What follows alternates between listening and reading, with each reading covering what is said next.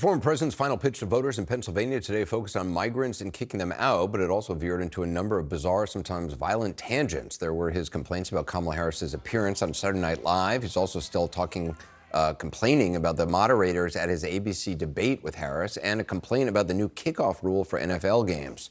There's also a fantasy about Penn State wrestlers taking on migrants in a fight. Also, a violent fantasy proposed by an audience member and echoed by the former president about getting Mike Tyson to fight Vice President Harris. Mike's been through a lot, but he could fight. Let me tell you, that guy could fight. But can you imagine Mike? Oh, he says, put Mike in the ring with Kamala. That would be interesting. Joining me now, House Speaker Emerita Nancy Pelosi. Madam Speaker, you are famous for your counting abilities, knowing if the votes are there. You and I spoke on the eve of the last midterm elections. A lot of pundits and others were saying it was going to be a red wave. You said it wasn't. You were right. What is your feeling about tomorrow? Tomorrow is a great day. It's a day of democracy in our country. And for us, Election Day is not just Election Day. It's the weeks leading up to it, what happens that day, and what happens in the days following it. And we are ready. I feel very confident about what has been happening in terms of dialing, calling people about voting, door knocking, and digital. Millions and millions and millions of calls going out for our House races and, of course, for Kamala Harris. So we own the ground. That's what I keep saying to people. We have to have a mobilization, we have to have the message and that, but you must own the ground. And right now, the Democrats own the ground. So I feel confident about tomorrow. Of course, no one can predict what an election will be until the people vote, but I feel very confident about where we are.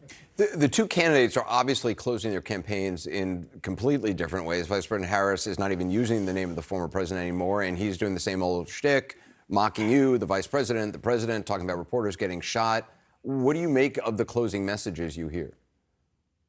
Kamala Harris has a message of hope for the future, a new way forward. I'm so proud of her. The other guy, he's a message of fear. I mean, imagine him talking about Mike Tyson fighting the person. What is that? What is that? But anyway, we don't agonize about him. We organize around her. And again, we're so proud. I heard one of your previous guests say, why didn't she do this while she was vice president? She did. She did. 16 million jobs under the the current administration, Biden-Harris. The other guy had the worst job creation record since Herbert Hoover.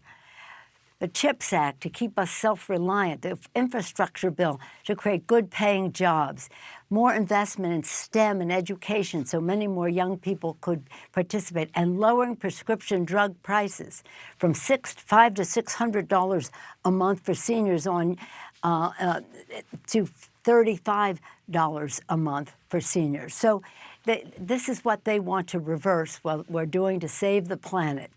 I was with some little children earlier today, and they will live until the next century. So will your little children, to the next century. And we have to make sure we have a planet that is sustainable and healthy for them, a democracy that is strong, and a society that is fair. That's what Kamala Harris is about. No use talking about his, shall we say, degenerating mental capacity. Let's just talk about what she brings to it. The former president has said that the only way he could lose, though, is if the election is rigged. Liz Cheney was asked on The View this morning whether she thinks Speaker Johnson will attempt to undermine the election. I just want to play a quick clip of what she said. You think Speaker Johnson will do the right thing? No, he won't. And I think that's why it's so important that the Republicans not be in the majority come January of 2025. You were obviously Speaker on January 6, 2021. Mm-hmm. First of all, how concerned are you about that on Johnson? And what options would be available, if he, in fact, is still the Speaker of the House on January 6th of next year to try and gum up the certification of a Harris victory, if there is one? Hakeem Jeffries will be the Speaker of the House. I don't know what the margin will be, but I know that we have the votes to win the House. I think it would be shameful if the current Speaker were to say that he's not going to accept the results of the election. When I was there 3.5 years ago, says she, self-servingly, they told me you're going to have to accept the results of the Electoral College in an undisclosed location. silently and this and that. I said, no, we're not. We're on the floor of the House to show the American people and the world that democracy has prevailed, and this and they failed this insurrection caused by the former president of then the president of the United States. So Hakeem will be the speaker. That will happen.